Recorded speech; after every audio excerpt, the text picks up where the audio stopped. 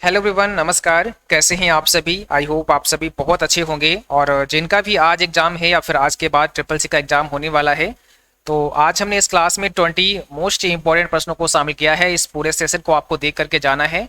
और ऐसे बच्चे जिनका एग्ज़ाम नवंबर में या दिसंबर में होने वाला है, तो आप सभी हमारे Android mobile application triple C by first को गूगल प्ले स्टोर से डाउनलोड कर सकते हैं और वहाँ पर triple C November batch enrol कर सकते हैं, ज्वाइन कर सकते हैं। और 15 तारीख से यानी कि 15 अक्टूबर से आपका ट्रिपल सी दिसंबर का भी बैच आ जाएगा, जिसे आप एनरोल कर सकते हैं। ठीक है, तो आइए स्टार्ट करते हैं आज के सेशन को। आज का सबसे पहला प्रश्न आपके सामने है, और जो भी बच्चे क्लास में आ चुके हैं, सबसे पहले आप लोग एक बार शेयर कर दो ताकि और भी बच्चे और भी साथी इस क्लास को ज्वाइन कर पाएं। तो पहला प्रश्न में क्या पूछा गया आपसे? यदि प्रोग्राम ठीक से नहीं चल रहा हो तो निम्न में से क्या करना होगा? अब आप लोग जल्दी से सोचिएगा, उसके बाद जवाब करिएगा। यदि प्रोग्राम ठीक से नहीं चल रहा हो तो निम्न में से क्या करना होगा? प्रोग्राम को अनइंस्टॉल करें और दोबारा इसे इंस्टॉल करें। प्रोग्राम को स्थायी रूप से अनइंस्टॉल करें, यहाँ पर होगा रूप से, ठीक है, ध्यान रखना है।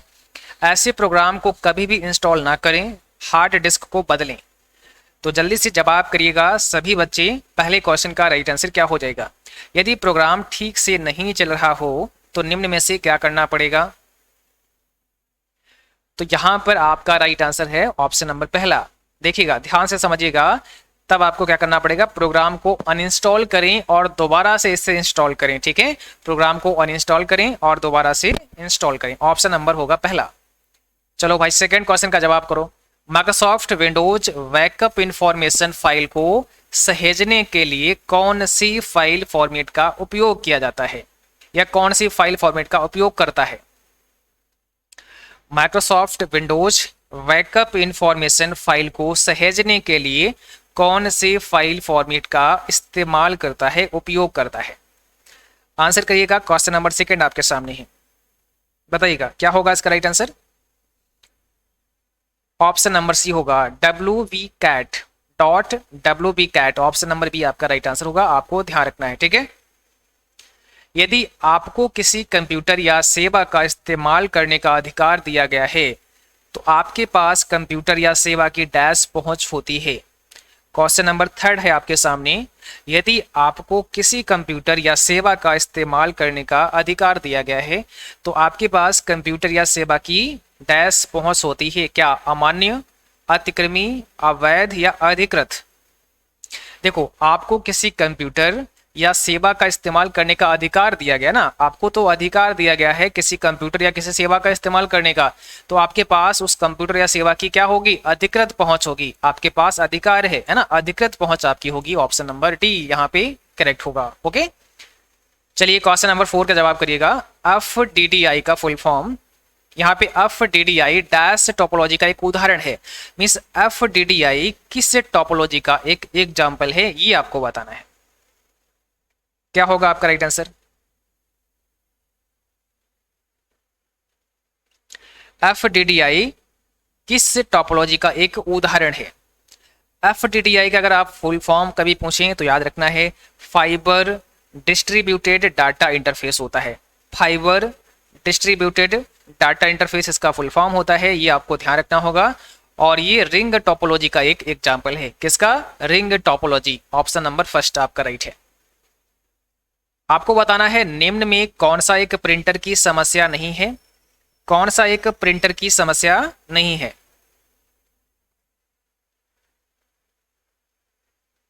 कौन सा एक प्रिंटर की समस्या नहीं है? पेपर का जाम होना, टोनर कार्ट्रिज का खाली होना, केबल्स का सही तरह से संयोजित ना होना, आपके पास प्रिंटर को उपयोग करने का एक्सेस नहीं है। तो कौन सा एक प्रिंटर की समस्या नहीं है, यहाँ पे नहीं दिया गया है, यानी कि कौन सा एक समस्या नहीं है। तो देखो, पेपर का जाम होना प्रिंटर की एक समस्या है, यस। टोनर कार्ट्रिज का खाली होना ये भी प्रिंटर की एक समस्या है, तो आप बोलेंगे यस।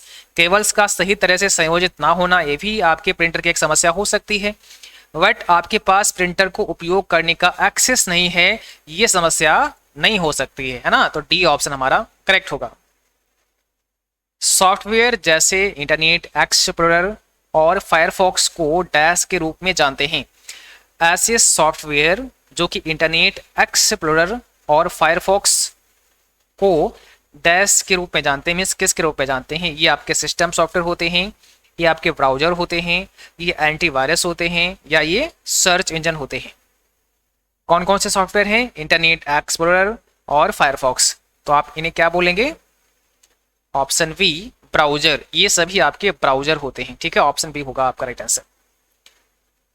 लिब्रे ऑफिस राइटर में रिपीट लास्ट एक्शन के लिए शॉर्टकट की बतानी है। लिब्रे ऑफिस राइटर में रिपीट लास्ट एक्शन की शॉर्टकट की क्या होती है? क्या होगा यहाँ पे राइट आंसर? बताओ। क्वेश्चन नंबर 7 आपके सामने है, सभी को जवाब करना है। राइट आंसर यहाँ पे क्या हो जाएगा? और चलिए हम आपको लिब्रे ऑफिस राइटर में भी दिखा देते हैं कि ऑप्शन आपको मिलता कहाँ पर है, क्योंकि कई बार ऐसा होता है कि आपसे मेनू पूछ लेते हैं। मतलब उन्होंने शॉर्टकट की के साथ साथ में ये पूछा कि कौन से मेनू में ये होता है कमांड, तो फिर आपको क्या बताना है। तो थोड़ा सा आप यहाँ पर प्रैक्टिकली भी समझ सकते हैं। वैसे इसका आंसर आपको बता दें, कंट्रोल शिफ्ट वाई होगा। क्या होगा? कंट्रोल शिफ्ट वाई इसका जवाब होगा इस क्वेश्चन का। कंट्रोल शिफ्ट वाई ये लास्ट एक्शन को रिपीट करने का काम करता है।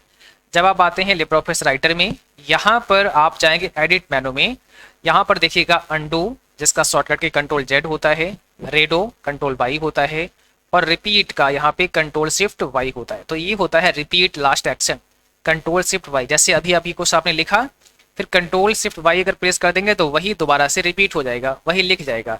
तो रिपीट का ध्यान रखना है। मेनू कौन सा? एडिट मेनू, ठीक है। शॉर्टकट की कंट्रोल शिफ्ट वाई।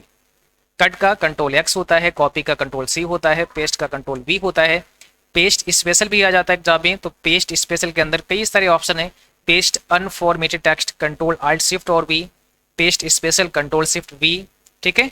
इसके बाद यहाँ पर सिलेक्ट ऑल दिया है, सिलेक्शन मोड है, स्टैंडर्ड और ब्लॉक एरिया, ये अलग अलग सिलेक्शन मोड होते हैं, है ना। तो यहाँ पे फाइंड है, फाइंड एंड रिप्लेस है, गो टू पेज है, बहुत सारे कमांड हैं। और अगर आपने हमारे एप्लीकेशन पर पढ़ा होगा तो आपको पता होगा, वहाँ पर ये सारे मेनूज के बारे में हमने थ्योरी में आपको समझाया है, पढ़ाया है ना। चलिए, तो यहाँ पर क्या होगा? कंट्रोल शिफ्ट वाई होगा।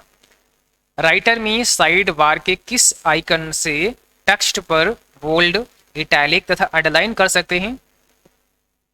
ये भी काफी इंपॉर्टेंट क्वेश्चन है। कह रहा है राइटर में साइड बार के किस आइकन से टेक्स्ट पर आप बोल्ड, इटैलिक और अंडरलाइन कर सकते हैं? पेज वाले आइकन से, स्टाइल वाले आइकन से, प्रॉपर्टी वाले आइकन से, या गैलरी वाले आइकन से? तो आपका आंसर क्या होगा? प्रॉपर्टी वाले आइकन से, सी ऑप्शन हो जाएगा। प्रॉपर्टी कैसे? देखो, आपको आना है लिब्रे ऑफिस राइटर में और कह रहा है लिब्रे ऑफिस राइटर में साइड बार में, तो साइड बार ये रहती है आपकी यहाँ पर, है ना, ये होती है हमारी साइड बार। अब साइड बार में सबसे पहले प्रॉपर्टी का एक ऑप्शन आता है, यानी कि आइकन कैसा है? प्रॉपर्टी का है। प्रॉपर्टी के अंदर बहुत सारी चीज़ें आती हैं, जैसे स्टाइल हो गया आपका, इसके बाद कैरेक्टर हो गया, यहाँ से आप चेंज कर सकते हैं, फॉन्ट स्टाइल है, फॉन्ट साइज आप चेंज कर सकते हैं। और यहीं पर देखेंगे आप बोल्ड, इटैलिक और अंडरलाइन का भी ऑप्शन होता है। तो ये बोल्ड, इटैलिक, अंडरलाइन का ऑप्शन मिला कहाँ? प्रॉपर्टी वाले आइकन से मिला। अगर यहाँ से इसको हटा देंगे तो चला जाएगा, है ना।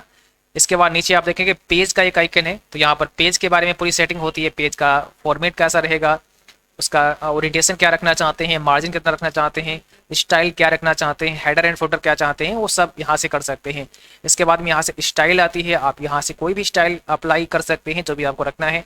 या आप यहाँ गैलरी का एक ऑप्शन आता है, जहाँ से आप कुछ गैलरी से इमेजेस वगैरह इंसर्ट करा सकते हैं। तो ये जो प्रॉपर्टीज आपका होता है, यहाँ पर ही आपको बोल्ड, इटैलिक और अंडरलाइन मिलते हैं। इसका मतलब ऑप्शन नंबर सी हमारा करेक्ट है। प्रॉपर्टीज यहीं पर आपको क्या मिलता है? इटैलिक, बोल्ड और अंडरलाइन के ऑप्शन मिलते हैं। कह रहा है मॉनिटर की स्क्रीन को डायगोनली मापा जाता है, यानी कि जो मॉनिटर की स्क्रीन होती है उसको हम कैसे मापते हैं? डायगोनली मापते हैं। तो यहाँ पर होगा यस, ऑप्शन पहला करेक्ट होगा। यानी कि कोई भी स्क्रीन है, जैसे आपका टेलीविजन है या मॉनिटर है, इसका जो स्क्रीन होता है, इसका जो साइज होता है, जैसे आपने सुना होगा 22 इंच है, कोई 20 इंच है, कोई 18 इंच है, तो इसका जो साइज होता है ये कैसा होता है? डायगोनली मापा जाता है। यानी कि एक कोने से, एक कॉर्नर से लेकर के दूसरे कॉर्नर तक ऐसे करके ये मापा जाता है। इसे बोलते हैं डायगोनली, ठीक है। एक कोने से दूसरे कोने तक आप ऐसा भी समझ सकते हैं, इसे डायगोनली बोला जाता है। और तो आपकी जो मॉनिटर की स्क्रीन होती है उसका जो साइज होता है वो डायगोनली ही मापा जाता है।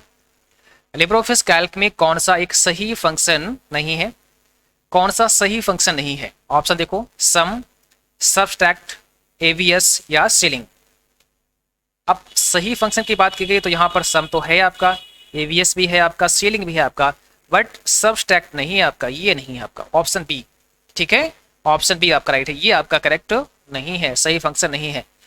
आगे बताना है निम्न में से कौन रोम के प्रकार हैं? पी रोम, ईपी रोम या फिर डबल ईपी रोम या फिर ऑल ऑफ द अबव, कौन सा रोम का प्रकार है? तो आपको पता है रोम हमारा रीड ओनली मेमोरी होता है, इस मेमोरी को केवल हम रीड कर सकते हैं, केवल हम पढ़ सकते हैं, लिख नहीं सकते हैं, ठीक है। तो रोम के अलग अलग टाइप हैं, एक आपका पी रोम भी होता है जैसे प्रोग्रामेबल रीड ओनली मेमोरी कहते हैं, एक आपका ईपी रोम होता है जैसे erasable programmable read only memory कहा जाता है, एक आपका ईईपी रोम होता है जैसे electrically erasable programmable read only memory कहा जाता है, ठीक है। इसका मतलब यहाँ पर डी ऑप्शन आपका राइट होगा, ये सभी रोम के ही प्रकार हैं, ओके। तो डी ऑप्शन हमारा सही हो जाएगा। कंप्यूटर की डिस्क पर उपस्थित सभी सूचना की एक कॉपी रखता है कौन? Disk compression, disk fragmenter, backup utilities, disk cleaners.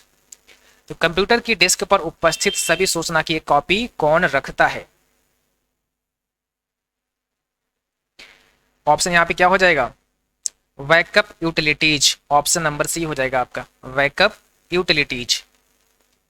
Network से जुड़े प्रत्येक कंप्यूटर को डैश कहते हैं, नेटवर्क से जुड़े प्रत्येक कंप्यूटर को क्या बोला जाता है? चैनल, हब, नोड या मॉडेम। तो जल्दी से जवाब करिएगा, नेटवर्क से जुड़े प्रत्येक कंप्यूटर को क्या बोलते हैं? ऑप्शन होगा सी, नोड बोलते हैं। नेटवर्क से जुड़े प्रत्येक कंप्यूटर को नोड बोला जाता है, या क्लाइंट भी आप बोल सकते हैं, नोड या क्लाइंट, ठीक है। यहाँ पर ऑप्शन के हिसाब से जवाब करना होगा। ये देखिए, नेटवर्क से जुड़े दो कंप्यूटर या दो से अधिक कंप्यूटर, उसमें आपका सर्वर भी हो सकता है यानी कि होस्ट भी हो सकता है, और नोड या क्लाइंट भी हो सकता है। तो यहाँ पर नोड दिया है, इसे आपको राइट करना है, ऑप्शन नंबर सी आपका राइट आंसर हो जाएगा। निम्न में से कौन सा स्टोरेज डिवाइस नहीं है? कौन सा स्टोरेज डिवाइस नहीं है? Pen drive, RAM, CD ROM या मेमोरी कार्ड। कौन सा एक स्टोरेज डिवाइस में नहीं आता है? तो सिंपल सी बात है, आपका यहाँ पे रैम हो जाएगा, रैंडम एक्सेस मेमोरी, ये आपका स्टोरेज डिवाइस नहीं है, आप यहाँ डेटा को स्टोर करके नहीं रख सकते हैं, है ना। ऑप्शन बी हो जाएगा। और रैम कैसा मेमोरी होता है? तो यह एक वोलेटाइल मेमोरी होता है, भी ध्यान रखना है, कैसा? वोलेटाइल मेमोरी होता है। ब्लॉग लिखने वाले व्यक्ति को कहते हैं ब्लॉगर, राइटर, ऑथर या ट्विटर। ब्लॉग लिखने वाले व्यक्ति को क्या कहा जाता है? तो ऐसा व्यक्ति जो ब्लॉग लिखने का काम करता है उसे ब्लॉगर कहते हैं, ठीक है। क्या बोलते हैं? ब्लॉगर बोलते हैं। टेक्स्ट को राइट अलाइन करने के लिए किस की बोर्ड शॉर्टकट का इस्तेमाल करते हैं? अगर हमें टेक्स्ट को जो हमने लिखा है उसको हमें राइट अलाइन करना है तो क्या शॉर्टकट का इस्तेमाल करेंगे? तो सिंपल कंट्रोल आर का इस्तेमाल करना पड़ेगा राइट अलाइन करने के लिए। जैसे आप लिब्रे ऑफिस राइटर में हैं, आपने यहाँ पर लिखा है ट्रिपल सी, जैसे हमने यहाँ ट्रिपल सी लिखा, इसका साइज थोड़ा सा बढ़ा देते हैं, ठीक है। अब ये हमारा जो ट्रिपल सी लिखा गया है ये अभी लेफ्ट अलाइन है, और लिब्रे ऑफिस राइटर में या एमएस वर्ड हो आपका, जहां पर जब आप टाइप करते हैं तो डिफॉल्ट अलाइनमेंट आपका लेफ्ट ही रहता है। जैसे जब भी आप अपनी कॉपी पर भी लिखते हैं तो उसका जो अलाइनमेंट होता है वो लेफ्ट ही होता है। अब इससे मान लिया अगर आपकी आवश्यकता है इसको राइट में ले जाने की, इसको बीच में ले जाने की, यानी कि सेंटर पर रखने की, तो आप कर सकते हैं। इसके लिए हमें यहाँ पर कुछ फॉर्मेटिंग टूल बार में भी आइकन मिल जाते हैं, तो यहाँ से हम सेंटर कर सकते हैं, यहाँ से राइट। तो राइट अलाइन करने का क्या होता है, यहाँ पर हमें कंट्रोल आर प्रेस करना होता है ना। कंट्रोल आर दबाएंगे राइट हो जाएगा, कंट्रोल से लेफ्ट हो जाएगा, कंट्रोल ई से सेंटर हो जाएगा। तो सेंटर का ध्यान रखना है, कंट्रोल ई होता है। और अगर कभी पूछें कि मेनू बताइए किस मेनू से कर सकते हैं, तो आपको फॉर्मेट मेनू में आना पड़ेगा, फिर टेक्स्ट में जाना पड़ेगा, और यहाँ पर देखिए इतने सारे कमांड आपको मिलते हैं, ठीक है। तो यहाँ से आपको यहाँ पर आपको फॉर्मेट में आना पड़ेगा, इसके बाद में आपको अलाइन टेक्स्ट में जाना पड़ेगा, और हम यहाँ से फिर टेक्स्ट को अलाइन कर सकते हैं। तो ये ध्यान रखना होगा, इसकी शॉर्टकट की भी यहाँ पर दी गई है, यहाँ से भी अलाइन कर सकते हैं। दूसरा, आपको यहाँ प्रॉपर्टीज में आना पड़ेगा, साइड बार की प्रॉपर्टीज में आना पड़ेगा, और यहाँ से भी आप अलाइन कर सकते हैं, देखिए यहाँ से अलाइनमेंट आप सेट कर सकते हैं, ठीक है। तो यहाँ पे कंट्रोल आर होगा आपका राइट आंसर। आप उमंग ऐप कहाँ से डाउनलोड कर सकते हैं? उमंग ऐप कहाँ से डाउनलोड कर सकते हैं? गूगल प्ले स्टोर से, ऐप स्टोर से, दोनों से ही, या दोनों गलत? तो आप उमंग ऐप को दोनों जगह से डाउनलोड कर सकते हैं, ऐप स्टोर से भी और गूगल प्ले स्टोर से भी। निम्नलिखित में से कौन सी ऑपरेटिंग सिस्टम का विकास भारत की सरकारी एजेंसी ने किया? किस ऑपरेटिंग सिस्टम का विकास भारत की सरकारी एजेंसी के द्वारा किया गया? तो इसका जवाब हो जाएगा बॉस, ठीक है। ऑप्शन नंबर बी आपका राइट होगा, बॉस। इसका मतलब होता है भारत, ध्यान से रखना, ध्यान से सुनना इसका answer, Bharat operating system solution. Bharat operating system solution होता है बॉस का फुल फॉर्म, और इसको सी डैक के द्वारा डेवलप किया गया, यानी कि centre for development of advance computing, जो कि पुणे में स्थित है। तो सी डैक के द्वारा इस ऑपरेटिंग सिस्टम को बनाया गया, जो कि भारत का अपना एक ऑपरेटिंग सिस्टम है जिसका नाम है बॉस। सूचना की सबसे छोटी यूनिट कौन सी है? सूचना की सबसे छोटी इकाई या यूनिट कौन सी है? बिट, बाइट, निबल या मेमोरी? तो यहां पर हो जाएगा बिट, ऑप्शन पहला बिट आपका राइट आंसर है। एक पूरे प्रोग्राम को मशीन भाषा में परिवर्तित करने वाला टूल कहलाता है। एक पूरे प्रोग्राम को मशीन भाषा में परिवर्तित करने वाला टूल क्या कहलाता है? इंटरप्रेटर, सिमुलेटर, कंपाइलर या नन ऑफ दीज? तो सभी को ध्यान रखना है, यहां पर हो जाएगा कंपाइलर, ऑप्शन सी। एक पूरे प्रोग्राम को, यानी कि पूरे प्रोग्राम को एक साथ मशीन भाषा में परिवर्तित करने वाला जो टूल है वो है आपका कंपाइलर, ऑप्शन नंबर सी। ठीक है, तो कंपाइलर एक लैंग्वेज ट्रांसलेटर प्रोग्राम है, यहां पर होगा हमारा सी जवाब। बाकी इंटरप्रेटर क्या करता है? ये भी आपका हाई लेवल से मशीनी भाषा में ट्रांसलेट करता है, बट एक साथ में पूरे कथन को नहीं करता है, एक कथन को एक बार में ही ट्रांसलेट करता है। ठीक है, तो यहाँ पर हो जाएगा सी ऑप्शन आपका राइट। तो आज की क्लास बस यहीं तक थी। आई होप आप सभी को क्लास अच्छी लगी होगी। क्लास पसंद आई उसको लाइक शेयर करना है सभी बच्चों को, और जिनका भी आगे नवंबर में एग्जाम है या दिसंबर में एग्जाम है तो आप सभी को हमारे मोबाइल एप्लीकेशन को डाउनलोड करके इंस्टॉल कर लेना है और वहां से भी आपको बैच ज्वाइन कर लेना है। ठीक है, तो आज के लिए बस इतना ही, मिलेंगे आपको अगली क्लास में, तब तक के लिए जय हिंद, बाय बाय।